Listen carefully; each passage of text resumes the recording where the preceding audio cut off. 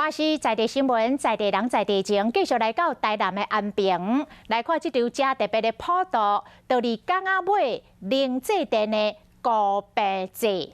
这个祭品真澎湃哦，佮特别有一条白布到运河引导水中的孤魂来享用美食，嘛有一只用烟枪，有人讲烟钱所做的。烟枪猪，互好兄弟来享用。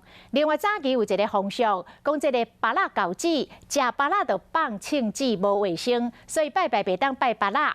这个出产芭乐的高雄的燕巢，为着要破除这个迷信，连所有的纸箱啊面顶拢特别来注明讲，拜好兄弟都爱拜芭乐啦，因为芭乐上耐扛，摕来拜拜上适合。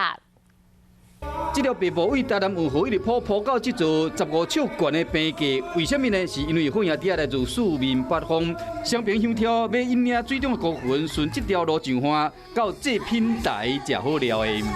看就讲哦，咱的英哥伫遮远啊，就知影台讲啊，普渡啊、教啊，会当来遮。当年农历的7月初9，拢会伫安平运河边啊举办170多年历史的高平节，也有另外一项。烟前猪做大猪公的模样，看起来真领目，拜了要本要刮，加正方便。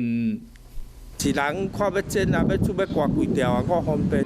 除了青草的大鱼大肉，好兄弟啊享用这个青菜水果嘛有。另外一项外口写的是特别点名，拜拜请用芭乐。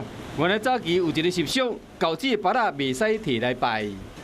只要在这个批发市场上看到我们这个箱子，就一定知道这是我们燕巢区农会。宣传高雄燕巢的芭乐，同时嘛讲拜拜上适合。1个礼拜到10天，它的口感、脆度、它的甜度都能够保持得很好。中原普渡诚心服侍好兄弟啊，顺势推广本身的农产品，成功打入祭祀的市场。